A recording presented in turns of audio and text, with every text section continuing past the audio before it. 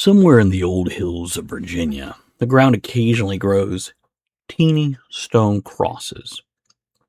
Not carved, not cast, not dropped there by some roadside gift shop goblin with a bulk of mineral license and a suspiciously cheerful smile. They're found in the dirt, in the roots of trees, along old paths and damp patches of earth. Small, dark, rough little crosses formed by pressure, time, heat, and stone.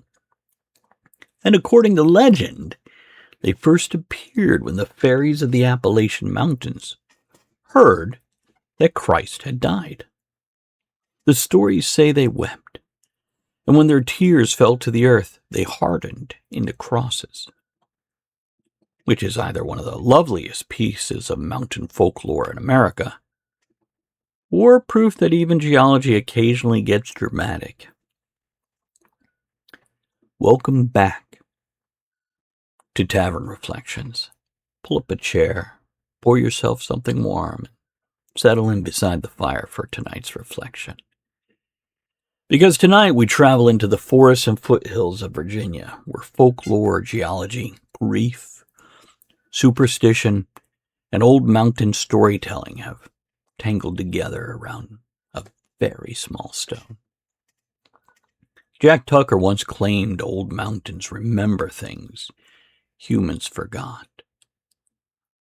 He may have been speaking metaphorically, but then again, Jack Tucker says many things that only sound like metaphors until a door opens where no door should be.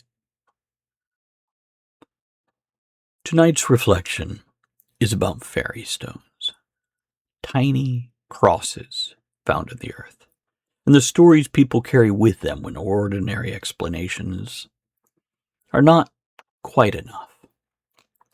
If you enjoy strange stories, eerie reflections, weird folklore, and darker wanderings along the edges of reality, more strange doors await at TravisSivart.com. Now, let's follow the trail into the woods. Fairy Stone State Park sits in southwestern Virginia, tucked into the Blue Ridge foothills near the towns of Stewart and Bassett. It's a real place, beautiful place, kind of place where the air feels older than the highway that brought you there. There are wooded trails, quiet water, cabins, campsites, mountain roads, and enough Appalachian atmosphere to make even a skeptical person lower their voice without knowing why. The park is named for the fairy stones found in the area, natural cross-shaped crystals made of a mineral called, let's see if I pronounce it right, starlite.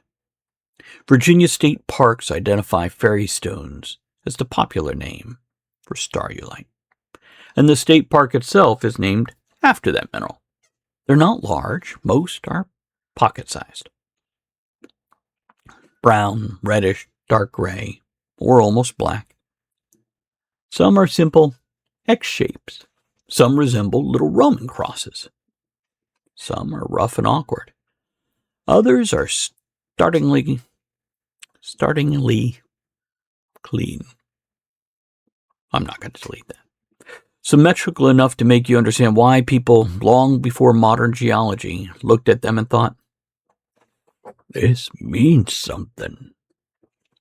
And that's where the legend begins.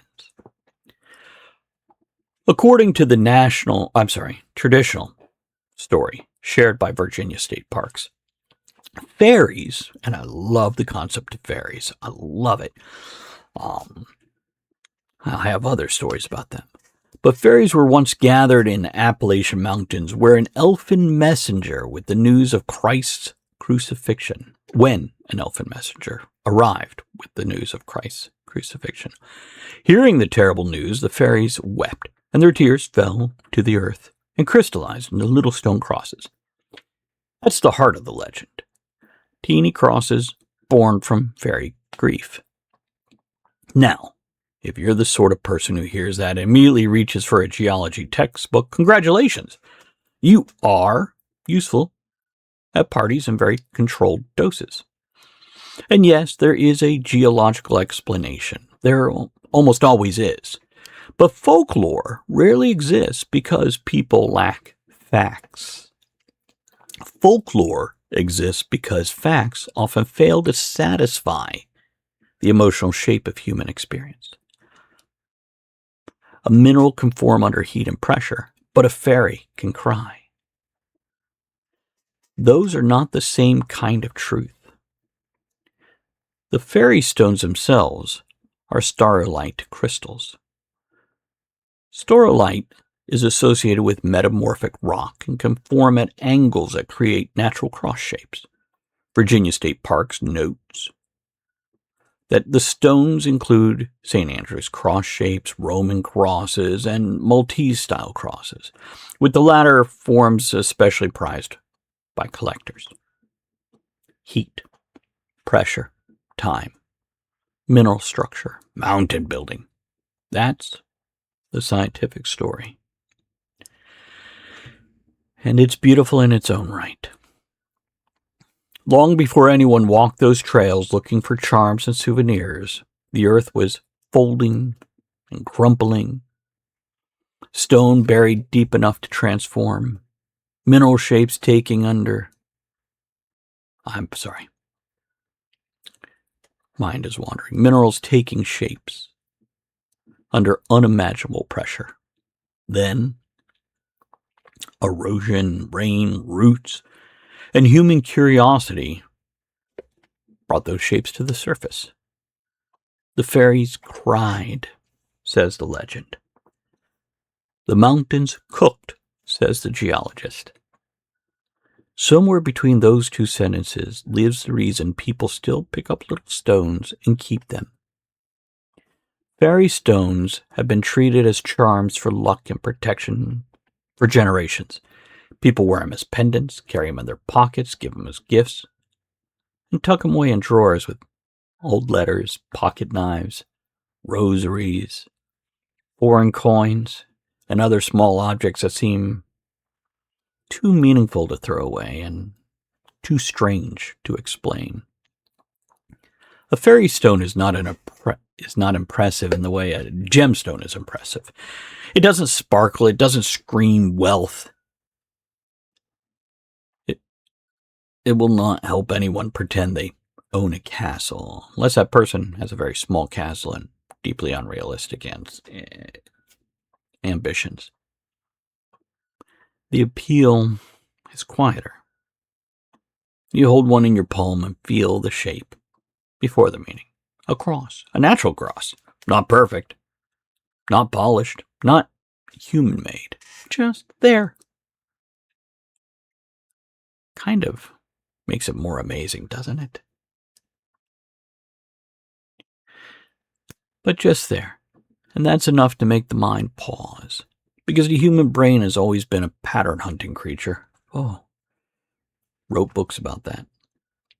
Builder's brain, and even chasing the dark.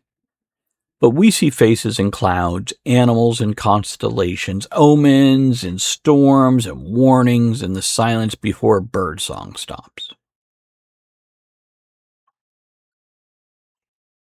Or after birdsong stops. Most of the time, this habit makes us ridiculous. Occasionally, it keeps us alive. But as always, it makes us storytellers. Imagine being one of the first people to find one. Not in a park gift shop, not packaged in a little plastic bag with printed explanation, but in the dirt. Your hand brushes the ground and finds something hard. You pull it free, wipe away the soil, and there, impossibly, is a small stone cross. You don't know about aluminum silicate minerals. You don't know the language of metamorphic geology. You know mountains. You know grief. You know faith. You know that strange things found in the earth do not feel accidental when your heart is already searching for meaning. So, the story grows. Maybe fairies cried. Maybe angels passed through. Maybe the land itself remembered sorrow. Maybe the stone brings good luck. Maybe it protects travelers. I like to think everything protects travelers. Maybe a soldier carries one into war because when death stands too close, even skepticism gets quiet. That's the part I find most interesting. Not whether the old legend is literally true, but why people wanted it to be. Fairy Stone Park is not merely a location where unusual minerals can be found. It's a place where the landscape gives people permission to believe that grief can take shape. And that matters. There's an emotional precision to the legend.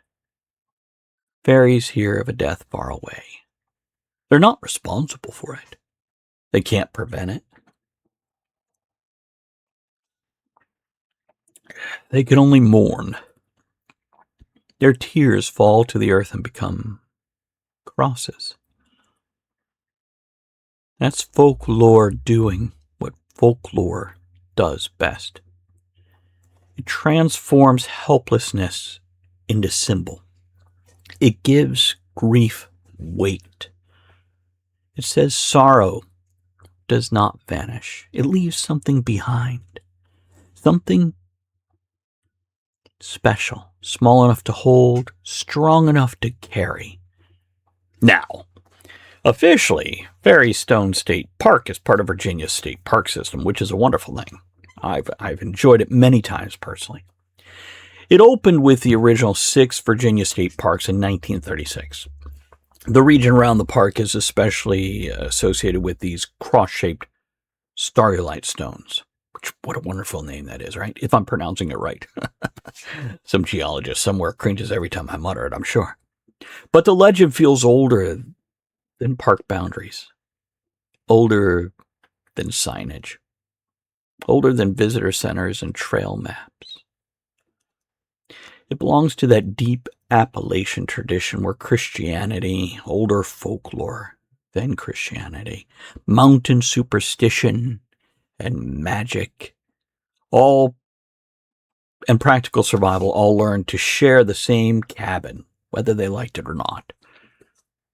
The Appalachians are full of that kind of blending. Churches and charms, scripture and ghost stories, hard work and haints. People who insist they do not believe in omens, but still refuse to mock them too loudly after dark. You ever had that? Just stepping into the bathroom at night and glancing in the mirror before you turn on the light, having that moment of apprehension. There's an old wisdom in that. Not because every superstition is true. Most are not. But because generations of people living close to weather, forest, sickness, poverty, and death learned that certainty is a luxury. Sometimes you know. Sometimes you guess. And sometimes you carry the stone anyway.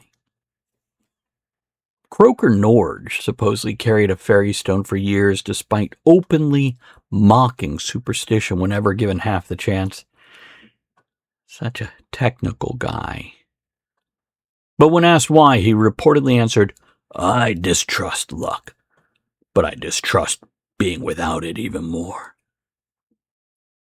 That's probably the most honest position. Because even the skeptic understands the private comfort of a talisman. Coin in the pocket, a ring, a photograph, a pendant, a scrap of paper, a stone shaped like a cross. No sane person truly believes the object controls the universe. But sanity has very little to do with what we reach for during fear. Objects become anchors. They give the hand something to do while the heart stands at the edge of uncertainty. That's why fairy stones endure. The stones themselves are not rare in the cosmic sense. They're not diamonds. They're not meteorites. They're not cursed rubies stolen from the temple by some aristocrat with more money than survival instinct. They're humble objects. Rough. Earthy. Local. But they are strange enough to demand interpretation. And interpretation is where humans live. Picture the park after rain. The ground dark and soft. Leaves pressed flat against the trail. The air damp enough to taste. The trees standing close, their roots gripping the slopes like old hands, some of them with their leaves closed and turned backwards, like it's shielding itself from that rain. Somewhere nearby, a creek moves over stone, not loudly, just enough to remind you the mountain is never silent. People search carefully near the surface of the soil. They're not supposed to dig. At the designated Ferry Stoughton hunt site near the park, visitors are told to search the surface only. Digging and digging tools are prohibited. That rule makes sense. You don't need to wound the earth to receive what it's willing to show you. So, people crouch. They scan the ground. They turn over leaves. They look near roots. After rain, the stones may stand out more clearly against wet soil. And sooner or later, someone finds one. Not always a perfect little cross they imagined. Sometimes only a partial shape, a suggestion, a crooked little X, a dark fragment with one arm missing. And even then, the reaction is usually the same. Little intake of breath, a smile, a pause. Because finding something meaningful always feels slightly like being chosen, even when reason tells you otherwise. That may be the secret heart of the Fairy Stone legend. The stones are natural. The meaning is human, and yet the experience, it feels personal. A scientist sees a mineral formation. A grieving mother sees a sign. She's not alone. A child sees magic. A traveler sees luck. A skeptic sees a fascinating structure. A storyteller, like myself, perhaps like you, sees all of them at once. And perhaps that's not a contradiction. Perhaps that's the point. We have become strangely hostile. Sorry, I don't know why I put a D on that. We've become strangely hostile to layered meaning. Modern minds often want things sorted into simple category, true or false, fact or myth, science or superstition. But the actual human experience rarely behaves that cleanly, that antiseptic, that bland, if you will. The fairy stone is starlight. That is true. The fairy stone is a symbol of grief hardened into a form somebody can carry. That's also true. Not scientifically, emotionally. And emotional truth may not explain the universe, but it explains why people survive it. The legend's Christian imagery also gives the stones a built-in emotional seriousness. These are not simply fairy trinkets. They are tied to mourning, sacrifice, death, and sacred sorrow. That makes them different from an ordinary lucky rock. The story does not say fairies made the stones while dancing. It says they made them while crying. That's important because grief has a way of sanctifying ordinary objects. After someone dies, a coffee mug becomes more than ceramic. A shirt becomes more than fabric. A handwritten note becomes almost unbearable. The object changes because the person is gone. Meaning moves into things because it has nowhere else to live. Fairy stones work in that same emotional register. They suggest that sorrow can leave relics, that tears can become structure, that loss can become something held rather than merely endured. Maybe that's why people keep them. Not because they expect miracles, because they want grief to have shape. They want protection to have weight. They want luck to fit in their pocket. There's another layer too. The stones come from old mountains. The Appalachians are among the most ancient mountain systems on Earth, worn down by time until they feel less like peaks and more like memory. They don't have the arrogant violence of younger mountains.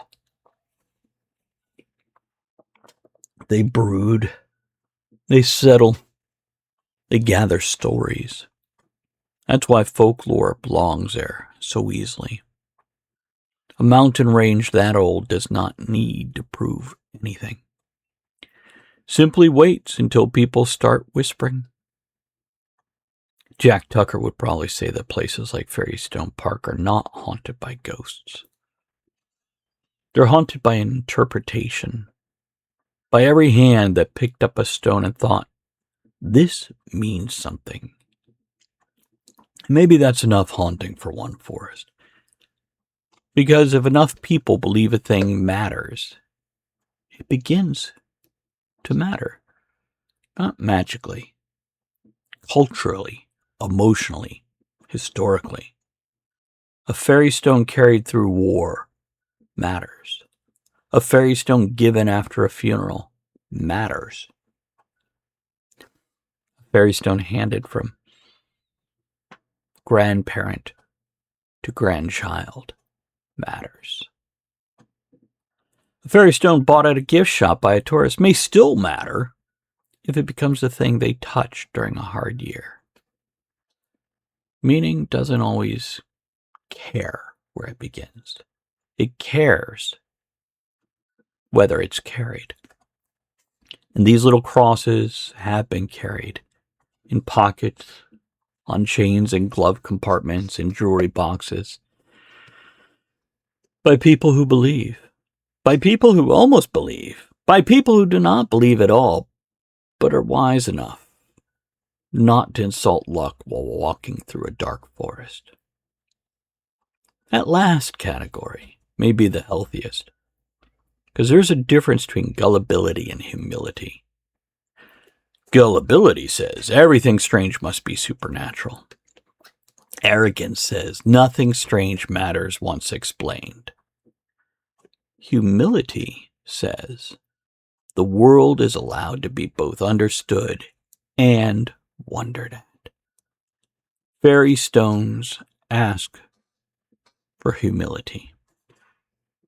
They don't demand belief. They simply sit in the palm and refuse to feel ordinary. I like that. We need more things that refuse to feel ordinary. Because modern life is very good at flattening wonder. Everything becomes content. A place becomes a destination. A legend becomes a caption. A strange object becomes a listing with 3 shipping options and recommended add-on item. Oh my God. But wonder does not survive well when processed too efficiently. It needs slowness. It needs a trail after rain. It needs dirty fingers. It needs an old story told by someone who doesn't care whether you believe every word, only that you listen properly. And maybe that's why Fairystone Park remains interesting. Not because fairy stones are impossible. They're not. But because they're possible in a way that feels impossible. Nature made them. Folklore named them. People love them. That is a powerful chain. There are grander mysteries in the world. Lost cities, ancient monuments, deep-sea creatures, lights in the sky, government files with too many black bars, not enough accountability. And we will discuss some of those here on Tavern Reflections. But there is something especially charming about a mystery small enough to lose in a coat pocket. God, that's a delightful thought, isn't it?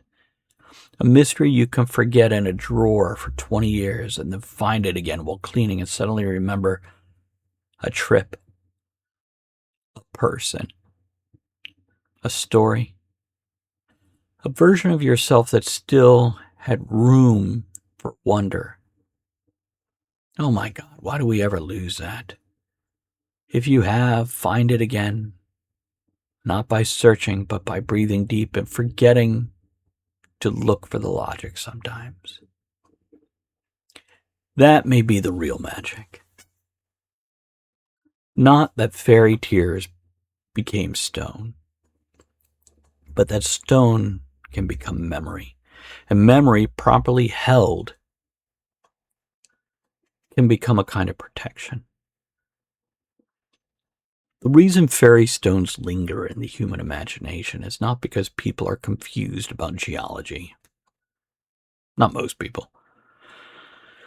Because humans are meaning-making creatures trapped in a world that rarely explains itself kindly. We experience grief, fear, uncertainty, love, illness, accident, and death. Then we look around for something that says, you're not alone. You're not alone in this or in anything. Sometimes that something is a religion, sometimes a story, sometimes a ritual, sometimes a little cross-shaped stone found in Virginia dirt. People don't carry lucky stones because they're irrational. I never did. They carry them because hope fits easier in the pocket when given weight, something solid, tangible. That sentence may be the whole matter. Hope is abstract.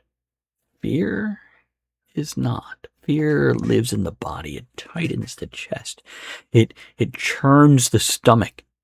It wakes you at 3 a.m. So, humans make hope physical. We build churches. We light candles, wear charms, carry photographs. Do any of us carry physical photographs anymore? Some of us do. We press coins into our palms and other people's palms. We keep stones. My wife keeps stones, loves stones from foreign shores and mountains.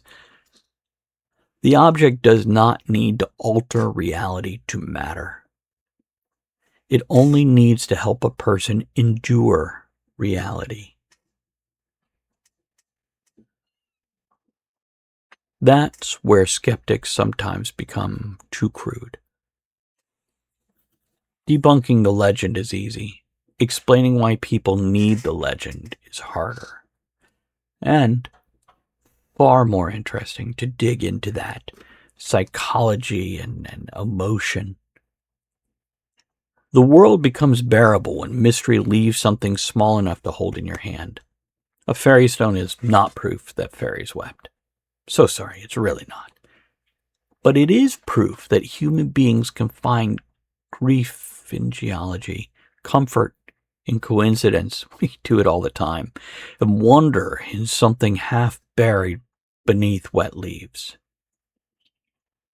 That is not weakness. That is art. That is psychological survival. That's what we do.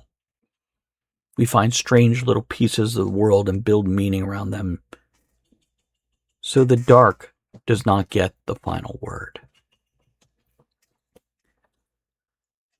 Thank you for spending part of your evening here in the tavern. If you enjoy strange folklore, eerie reflections, old mountain legends, and darker wanderings through the edges of reality, more strange doors await at TravisSivart.com. Jack Tucker would probably tell us that every traveler should carry at least one impossible thing in their pocket. Croker Norge would say that if you're going to carry luck, make sure it's heavy enough to throw at something. Both may have a point. Until then, until next time, mind the shadows and keep an eye on the quiet little things people carry for luck.